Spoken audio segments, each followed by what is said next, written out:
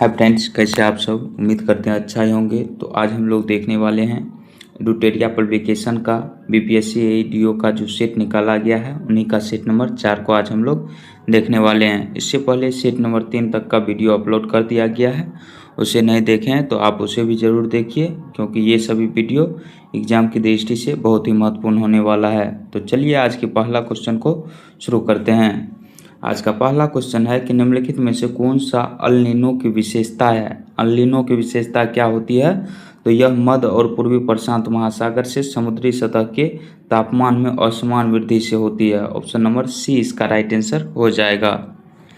इसके बाद अगला क्वेश्चन दिया गया है कि निम्नलिखित कथनों पर विचार करें और सही कूट का चयन करें। लौह अयस्क के कुल भंडार का 95% केवल उड़ीसा, झारखंड और छत्तीसगढ़ राज्यों में है। नहीं, इसके साथ साथ जो है कर्नाटक में है, आंध्र प्रदेश में है, गोवा में है, तेलंगाना में है। तो ये सभी राज्यों में कुल मिला के 95% है, लेकिन यहाँ पे सिर्फ 3 ही राज्य दिया गया है, इसलिए ये गलत है। एशिया में लौह अयस्क की सबसे बड़ी भंडार भारत में है। हाँ, भारत में है, सही दिया गया है। तो केवल 2 ही सही है, ऑप्शन नंबर बी सही हो जाएगा। नेक्स्ट है कि भारतीय मानसून के संबंध में निम्नलिखित कथनों पर विचार करें और सही उत्तर का चयन करें। तो यह एक प्रकार की मौसमी पवन प्रणाली है, सही दिया गया है। तो इसका right answer option number A ही सही हो जाएगा भारतीय मानसून के संबंध में। इसके बाद अगला नंबर क्वेश्चन है कि निम्नलिखित में से कौन सा जोड़े सही है। बुंदेलखंड का पठार जो है यह मध्य प्रदेश एवं उत्तर प्रदेश के बीच है, सही दिया गया है। इसके बाद है कि बघेलखंड पठार छत्तीसगढ़ और झारखंड में नहीं पड़ता है, बल्कि छत्तीसगढ़, एमपी यानी मध्य प्रदेश और उत्तर प्रदेश तीनों राज्य में पड़ता है। तो यह गलत दिया गया है। इसके बाद कर्नाटक पठार दक्कन पठार का पश्चिमी भाग है, सही है। ए और सी दोनों सही है, ऑप्शन नंबर डी इसका राइट आंसर हो जाएगा। अगला क्वेश्चन है कि कोयले के बारे में निम्नलिखित में से कौन सा कथन सही है। कोयला के बारे में आपको बताना है कौन सा कथन सही है। भारत में बिटुमिनस प्रकार के कोयले के भंडार अधिक है, सही दिया गया है। झरिया सबसे बड़ा कोयला क्षेत्र है, उसके बाद रानीगंज है, सही दिया गया है। सिंगरौली, कोरबा, नवेली, तलचर आदि कोयला की खदानें हैं। हाँ, खदानें हैं। तो इसका 1, 2 और तीनों सही है। तो उपरोक्त सभी यानी ऑप्शन नंबर डी सही हो जाएगा। नेक्स्ट है कि निम्नलिखित में से कौन सा कथन गलत है बताना है। अंडमान द्वीप समूह म्यांमार से कोको चैनल को अलग करती है, सही दिया गया है। कार निकोबार द्वीप भूमध्य रेखा के सबसे करीब स्थित है। कार निकोबार नहीं बल्कि ग्रेट निकोबार जो है यह भूमध्य रेखा के सबसे करीब स्थित है, यही गलत दिया गया है। तो इसका right answer option number B सही हो जाएगा, गलत ही पूछा गया था। इसके बाद अगला नंबर क्वेश्चन है कि हिमालय के क्षेत्रीय विभाजन के संबंध में निम्नलिखित कथनों पर विचार करें। पंजाब हिमालय सतलुज और काली नदियों के बीच स्थित है। सतलुज और काली नहीं बल्कि सतलुज और सिंधु नदी के बीच स्थित है।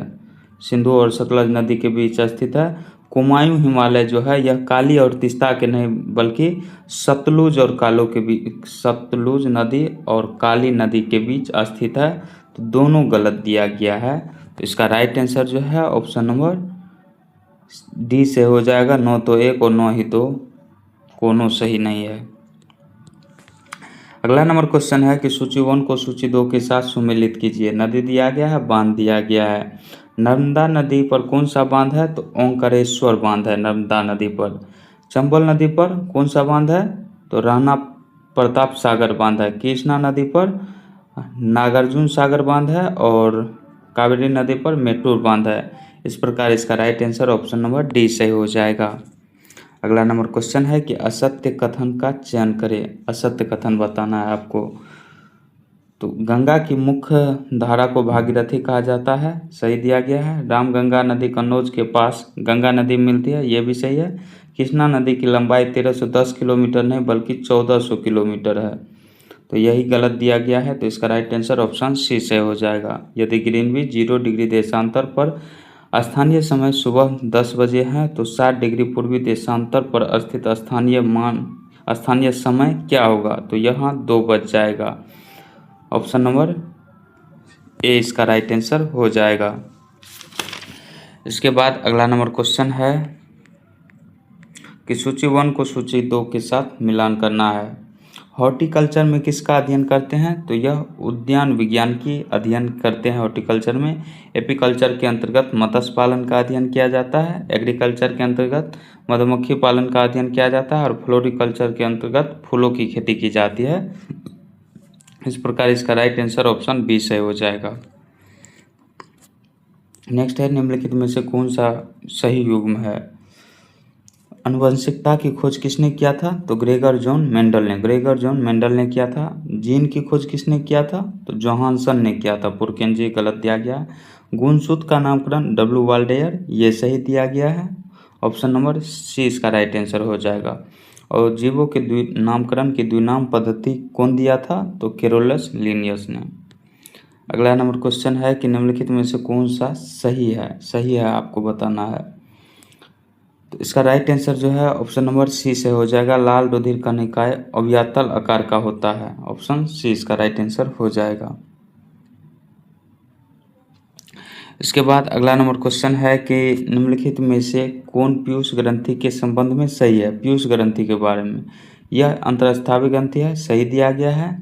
मानव शरीर की सबसे बड़ी ग्रंथि जो होती है, मानव शरीर की सबसे छोटी ग्रंथि पीयूष ग्रंथि है। मानव शरीर की सबसे बड़ी ग्रंथि यकृत है और इसे मास्टर ग्रंथि कहते हैं। पीयूष ग्रंथि को मास्टर ग्रंथि भी कहा जाता है। यानी ए और सी दोनों सही है, तो ऑप्शन नंबर डी इसका राइट आंसर हो जाएगा, उपरोक्त में से एक से अधिक। नेक्स्ट है कि निम्नलिखित में से कौन सा सही है आपको बताना है। तो इसका राइट आंसर जो है ऑप्शन नंबर ए से हो जाएगा। धमनियों में रक्तदाब शिराओं की तुलना में जो होता है वह अधिक होता है। अगला क्वेश्चन है कि सूची 1 को मस्तिष्क के भाग दिया गया है और इधर कार्य दिया गया है। सेरेब्रम का कार्य जो होता है यह सीखने, सोचने, समझने, ऐच्छिक क्रियाओं का नियंत्रण करने में होता है। हाइपोथैलेमस जो होता है यह ताप का नियंत्रण, भूख प्यास आदि इससे पता चलता है। सेरिबेलम कौन सा सूचना देता है, तो हृदय धड़कना, श्वसन, पाचन। इसका मेडुला ऑब्लांगेटा जो होता है यह शरीर का संतुलन बनाए रखने में मदद करता है। तो इस प्रकार इसका राइट आंसर जो है ऑप्शन नंबर बी सही हो जाएगा।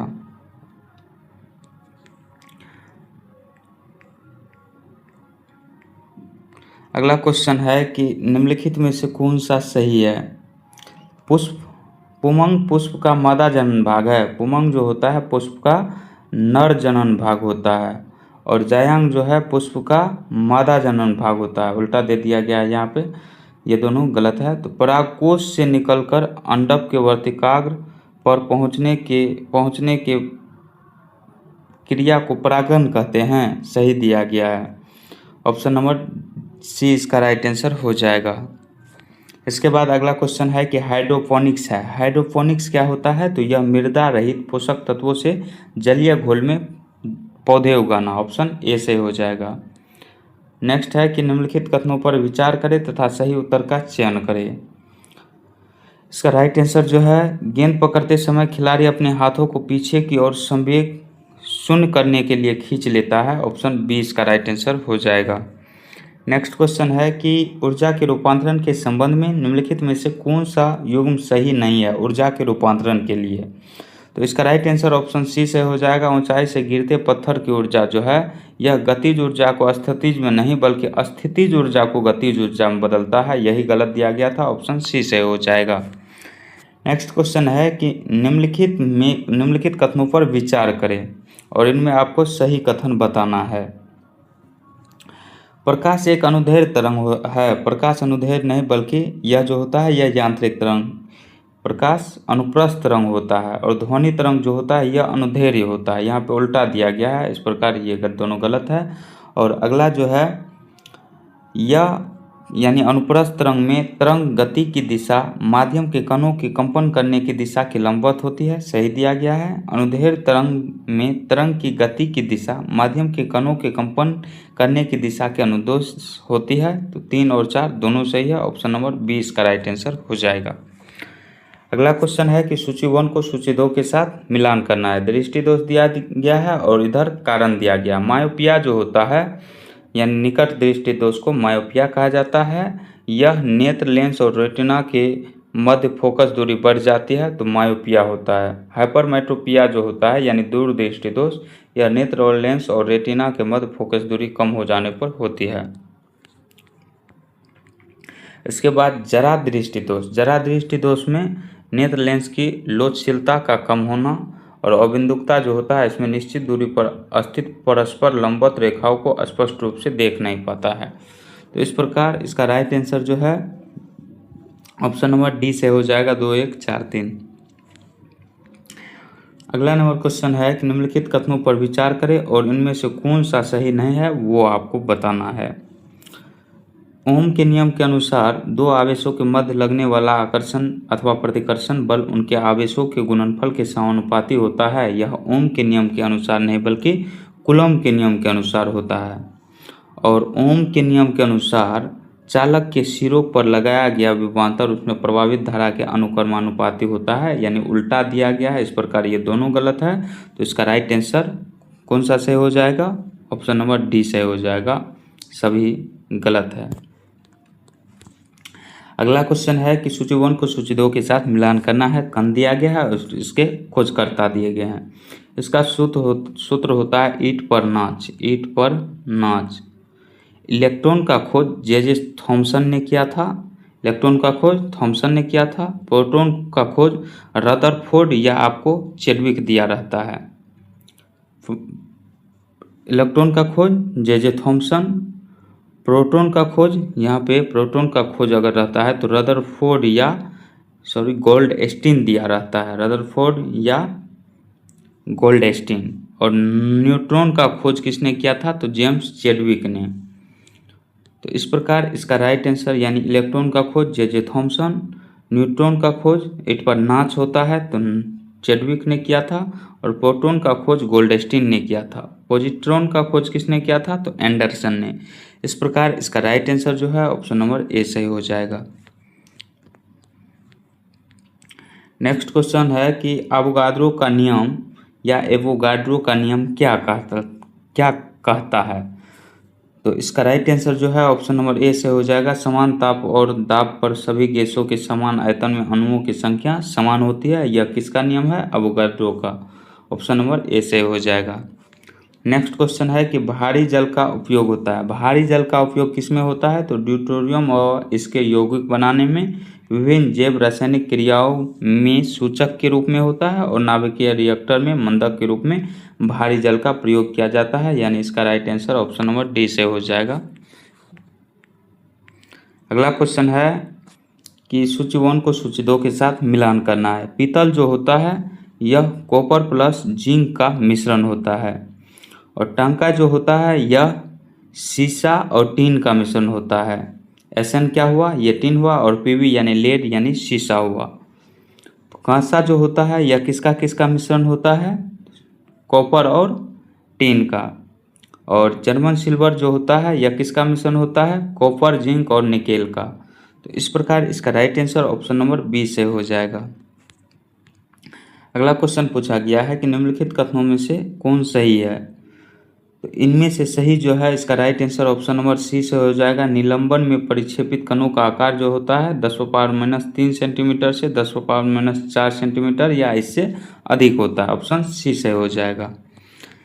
नेक्स्ट क्वेश्चन है कि फ्यूज में प्रयुक्त होने वाले तार की विशेषताएं हैं। फ्यूज में प्रयुक्त जो होता है तार, उसका विशेषता होता है कि उच्च प्रतिरोधक शक्ति होती है तथा इसका गलनांक निम्न होता है। ऑप्शन नंबर सी से हो जाएगा।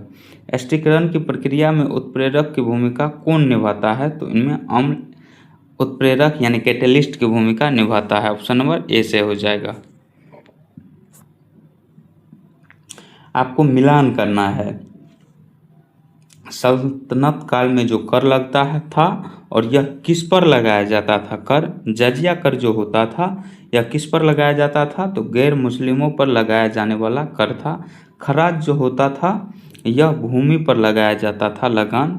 और जकात जो होता था, जकात कर, यह मुस्लिम पर लगाया जाने वाला कर होता था। और खुम्स जो होता था यह युद्ध में लूट का धन होता था। युद्ध में लूट का माल या धन। तो इस प्रकार इसका राइट आंसर जो है ऑप्शन नंबर सी सही हो जाएगा। अगला क्वेश्चन है कि विजयनगर साम्राज्य की राजभाषा क्या थी? विजयनगर साम्राज्य की राजभाषा जो थी यह तेलुगु थी। निम्नलिखित में से कौन सा अनुक्रम कालानुक्रमिक क्रम को दर्शाता है? तो ऑप्शन नंबर बी से हो जाएगा रामानंद, कबीर और चेतन। ये सभी संत थे और ये सभी संत भक्ति आंदोलन से संबंधित हैं। ऑप्शन नंबर बी से हो जाएगा। नेक्स्ट क्वेश्चन दिया गया है कि निम्नलिखित पेशवाओं के शासनकाल पर विचार करें और उन्हें कालानुक्रमिक क्रम में व्यवस्थित करें। बालाजी विश्वनाथ का कार्यकाल जो था यह 1713 से 1720 तक था। बाजीराव प्रथम का कार्यकाल 1720 से 1740 तक था। इसके बाद माधवराव का कार्यकाल जो था यह 1740 से 1761 तक था। और इसके बाद एक और था, उसके बाद आते हैं नारायण राव का कार्यकाल 1772 से 1773 ईस्वी, 1 साल का ही था। तो इस प्रकार इसका राइट आंसर 1, 2, 4, 3 हो जाएगा। ऑप्शन नंबर ए इसका राइट आंसर हो जाएगा। नेक्स्ट है कि रिक्त स्थानों की पूर्ति विकल्प में दिए गए उचित शब्द के आधार पर कीजिए। सिंधु घाटी सभ्यता की खोज सन 1921 में डैश ने किया था? तो दयाराम साहनी ने किया था। ऑप्शन नंबर ए इसका राइट आंसर हो जाएगा, राय बहादुर दयाराम साहनी। उत्तर वैदिक काल में निष्क और शतमान क्या थे? उत्तर वैदिक काल में निष्क और शतमान जो थे यह मुद्रा हुआ करते थे। ऑप्शन नंबर सी से हो जाएगा। नेक्स्ट क्वेश्चन है कि अशोक के प्रमुख शिलालेखों में किसमें धम्म नीति की व्याख्या का उल्लेख है? धम्म नीति की व्याख्या का उल्लेख अशोक के 11वें शिलालेख में है। ऑप्शन नंबर सी से हो जाएगा। अशोक के प्रथम शिलालेख में पशु बलि पर प्रतिबंध था। अशोक के 7वें शिलालेख में सभी संप्रदाय पर चर्चा किया गया था। और अशोक के 13वें शिलालेख में क्या है? तो इसमें कलिंग युद्ध की चर्चा की गई है। बौद्ध परिषद के बारे में निम्नलिखित कथनों पर विचार करें। प्रथम बौद्ध संगति जो हुई थी यह राजगिरी में हुई थी और इसके समय अध्यक्ष जो थे यह महाकश्यप थे। और तृतीय बौद्ध संगति जो हुई थी यह पाटलिपुत्र में हुआ था और इसके समय अध्यक्ष मोगलीपुत्र तीस थे। तो ये दोनों गलत दिया गया है, यानी गलत कथन चुनना है। तो इसका right answer option number C से हो जाएगा। 1 और 2 दोनों गलत है।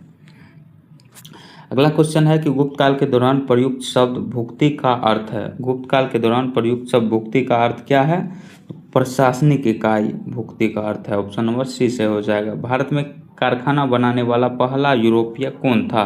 तो यह पेड्रो अल्वारेज क्रेबल था। ऑप्शन नंबर बी इसका राइट आंसर हो जाएगा। और यह पहली बार मसाले के व्यापार के लिए भारत आए थे और इसी में अपना कारखाना स्थापित किया था। इसके बाद अगला नंबर क्वेश्चन है कि 1664 ईस्वी में फ्रेंच ईस्ट इंडिया कंपनी की स्थापना किसके द्वारा किया गया?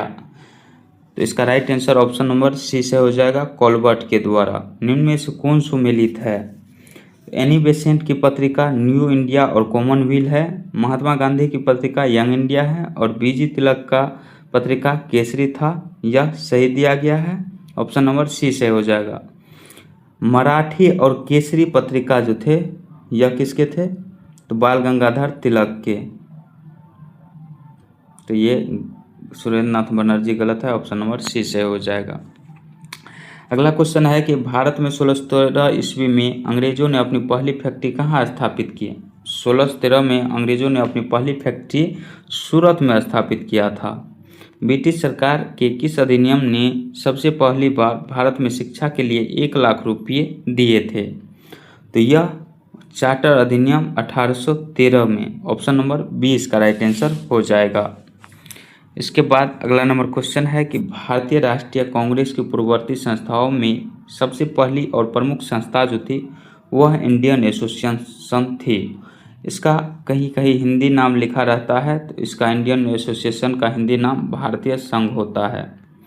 और भारतीय संघ की स्थापना किसने किया था? तो 1876 ईस्वी में सुरेंद्र नाथ बनर्जी और आनंद मोहन बोस ने किया था। ऑप्शन नंबर बी से हो जाएगा। नेक्स्ट है 1916 में कांग्रेस और मुस्लिम लीग के बीच लखनऊ समझौता हुआ, उसका निर्णय कौन सा घातक सिद्ध हुआ था? तो इसमें जो है कांग्रेस द्वारा प्रांतीय विधानसभाओं में धार्मिक अल्पसंख्यक का प्रतिनिधित्व स्वीकारना इसके लिए घातक सिद्ध हुआ था। ऑप्शन नंबर सी से हो जाएगा। सेडलर आयोग निम्न में से किससे संबंधित है? सेडलर आयोग का संबंध जो है यह शिक्षा से था। ऑप्शन नंबर डी से हो जाएगा। और सेडलर आयोग जो आया था 1917 ईस्वी में लॉर्ड चेम्सफोर्ड के कार्यकाल में आया था, लॉर्ड चेम्सफोर्ड के कार्यकाल में। अगला क्वेश्चन है कि लंदन में इंडियन होम रूल सोसाइटी की स्थापना किसने की थी? तो इसका राइट आंसर जो है ऑप्शन नंबर सी से हो जाएगा, श्याम जी कृष्ण वर्मा ने 1905 ईस्वी में लंदन में होम रूल सोसाइटी की स्थापना की थी। नेक्स्ट है कि असहयोग आंदोलन में कौन सा कार्यक्रम शामिल नहीं था? सरकारी पदों का त्याग शामिल था, विदेशी माल का बहिष्कार ये भी शामिल था, सरकारी अदालतों का वकीलों द्वारा बहिष्कार ये भी सही दिया गया है, सरकारी वाहनों से यात्रा करने पर पाबंदी नहीं ये सही नहीं है, ऑप्शन नंबर डी इसका राइट आंसर हो जाएगा। और असहयोग आंदोलन के दौरान ही उपाधियों का अंत किया गया था या त्याग किया गया था। अगला क्वेश्चन है कि इंडिपेंडेंस नामक समाचार पत्र किनके द्वारा प्रकाशित या संपादित किया गया था?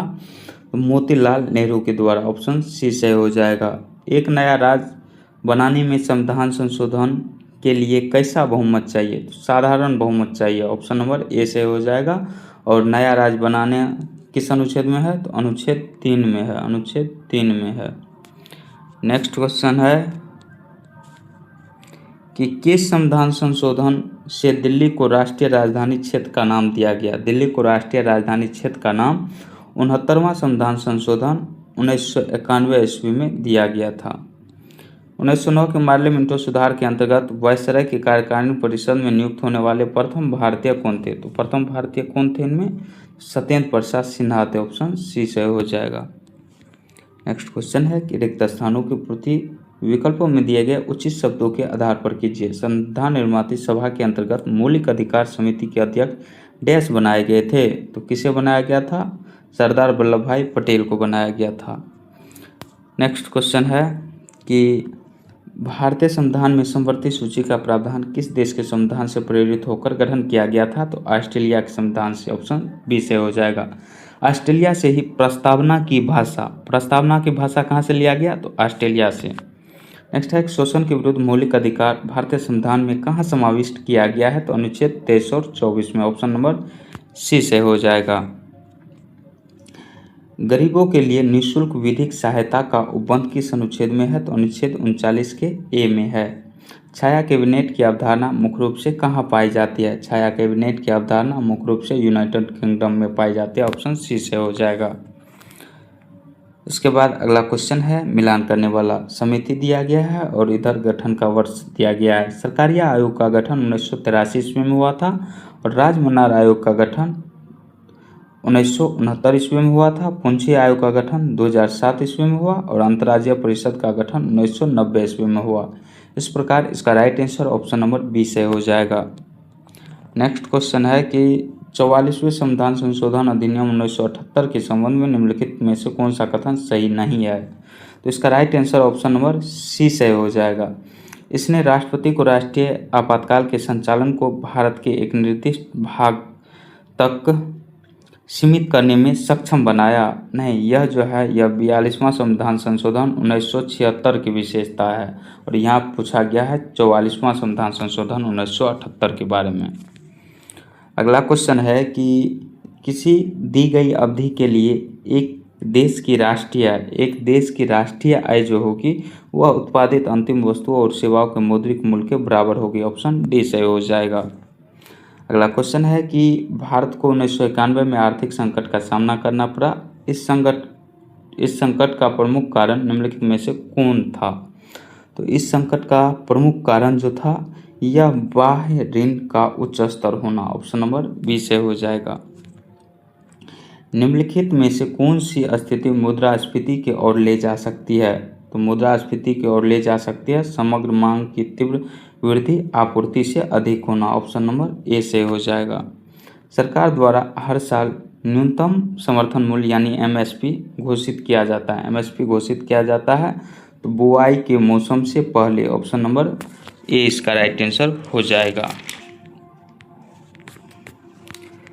अगला क्वेश्चन है कि भारतीय रिजर्व बैंक द्वारा निम्नलिखित में से कौन से कार्य को किया जाता है? भारतीय रिजर्व बैंक द्वारा देश की मुद्रा जारी करना सही है, विभिन्न तरीकों से देश की धन आपूर्ति को नियंत्रित करना, ये भी सही है। सरकार के बैंकर के रूप में कार्य करना, सही है। यह अर्थव्यवस्था के विदेशी मुद्रा भंडार का संरक्षक है, ये भी सही दिया गया है। यह बैंकिंग प्रणाली के लिए एक बैंक के रूप में कार्य करता है। हाँ, आरबीआई जो है यह बैंकिंग प्रणाली के लिए एक बैंक के रूप में भी कार्य करता है। तो इस प्रकार इसका राइट आंसर उपयुक्त सभी सही है, ऑप्शन डी सही हो जाएगा।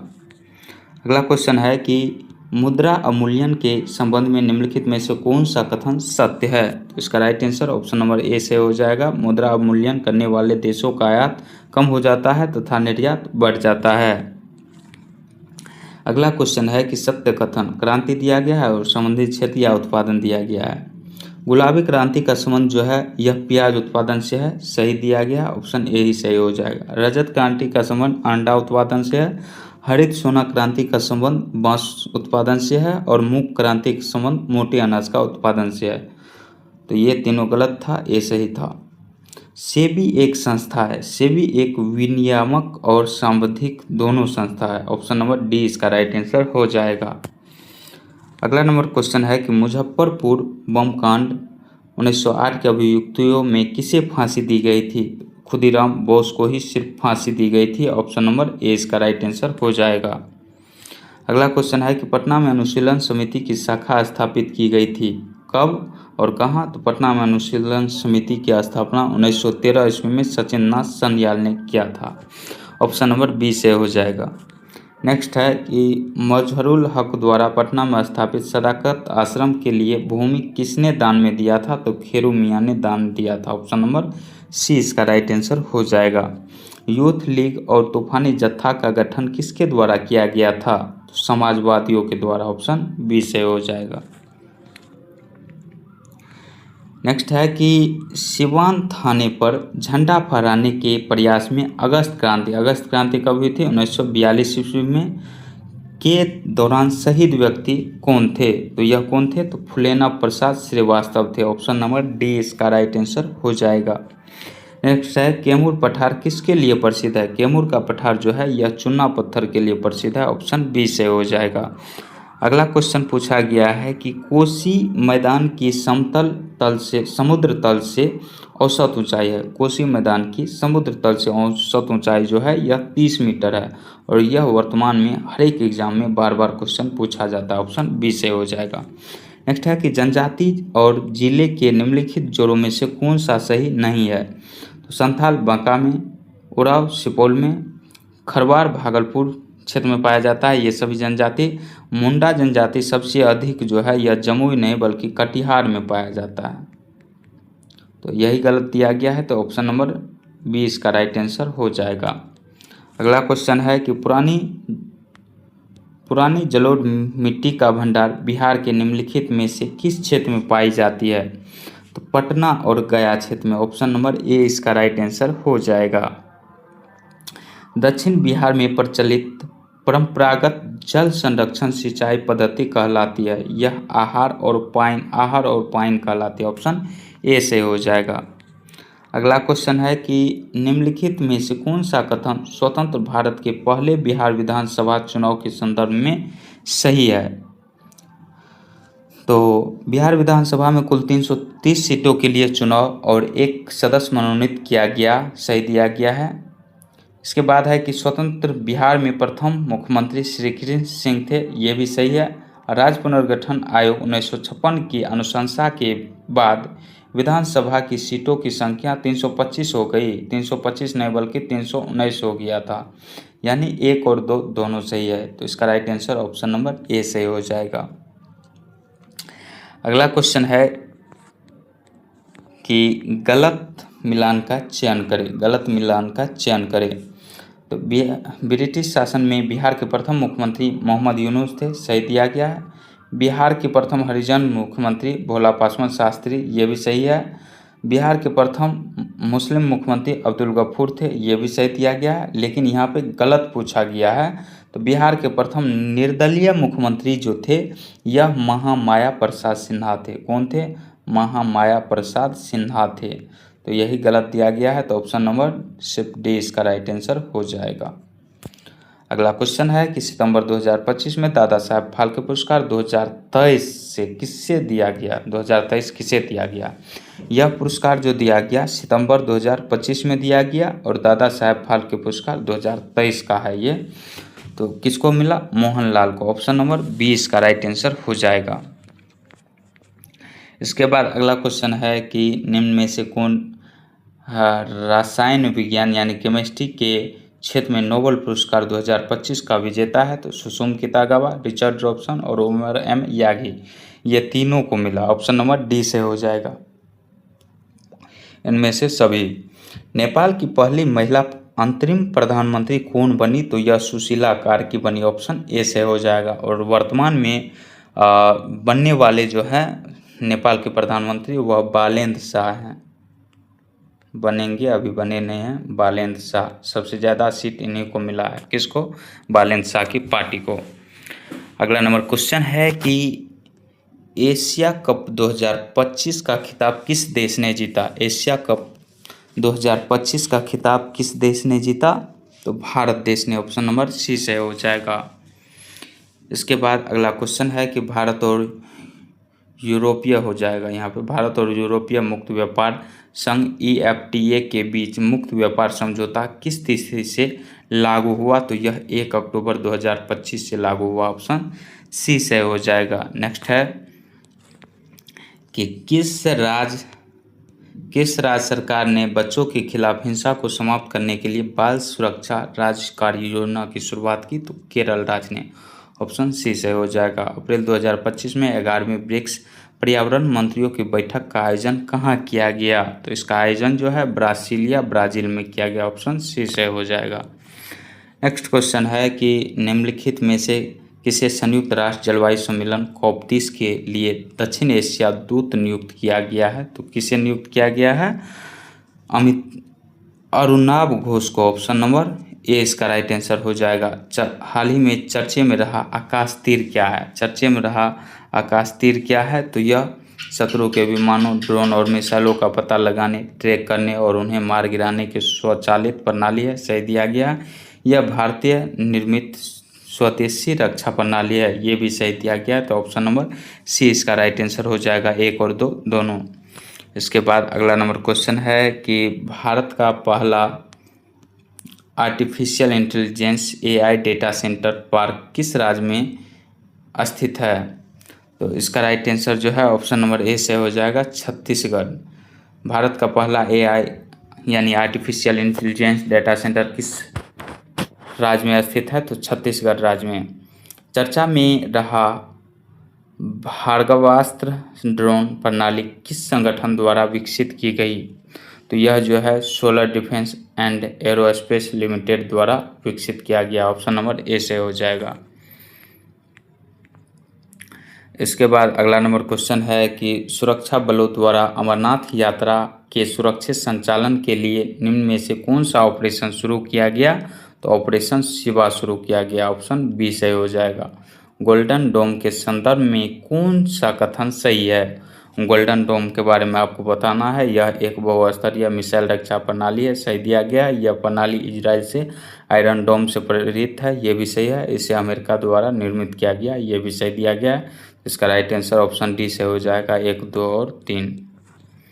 अगला नंबर क्वेश्चन है कि निम्न में से किस शहर में भारत का पहला वेस्ट वाइल्ड लाइफ पार्क बनाया जाएगा, तो यह भारत के नोएडा शहर में बनाया जाएगा। ऑप्शन नंबर ए से हो जाएगा।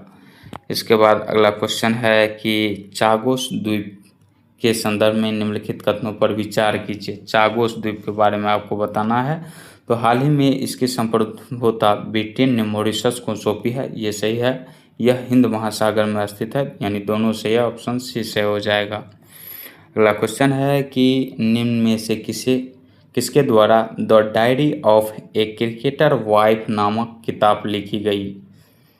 निम्न में से किसके द्वारा the diary of a cricketer wife नामक किताब लिखी गई है, तो पूजा पुजारा के द्वारा। ऑप्शन नंबर डी से हो जाएगा। निम्न में से किसने हाल ही में आयोजित मोनाको ग्रैंड प्रिक्स 2025 का खिताब जीता है, तो यह किसने जीता है, लैंडो नॉरिस ने। ऑप्शन नंबर ए इसका राइट आंसर हो जाएगा। इसके बाद अगला नंबर क्वेश्चन है कि बिहार के किस खिलाड़ी ने खेलो इंडिया यूथ गेम 2025 में 2000 मीटर स्टीपलेचेज में स्वर्ण पदक जीता है? तो खुशी यादव ने। ऑप्शन नंबर ए इसका राइट आंसर हो जाएगा। अगला क्वेश्चन है कि वन स्थिति रिपोर्ट 2023 के अनुसार बिहार में अत्यंत सघन वन सामान्य सघन वन का क्षेत्र जो है यह 387 एवं 3284.21 वर्ग किलोमीटर है। ऑप्शन नंबर डी से हो जाएगा। और इससे पहले वन रिपोर्ट जो है 2023 में ही जारी हुआ, इसके बाद अभी तक जारी नहीं किया गया है। और वन रिपोर्ट प्रत्येक 2 वर्ष पर जारी किया जाता है। तो 2025 में जारी होना चाहिए था लेकिन जारी नहीं हुआ, 2026 में इसका लिस्ट आएगा। अगला नंबर क्वेश्चन है कि भारत वन स्थिति रिपोर्ट 2023 के अनुसार वन एवं वृक्ष आवरण में सर्वाधिक कमी किस राज्य में दर्ज की गई, यानी सबसे कम जो वन किस राज्य में दर्ज किया गया? तो महाराष्ट्र में। ऑप्शन नंबर ए इसका राइट आंसर हो जाएगा। तो आज का वीडियो आपको कैसा लगा कमेंट सेक्शन में आप ज़रूर बताइए। मिलते हैं नेक्स्ट वीडियो में, तब तक के लिए जय हिंद जय भारत।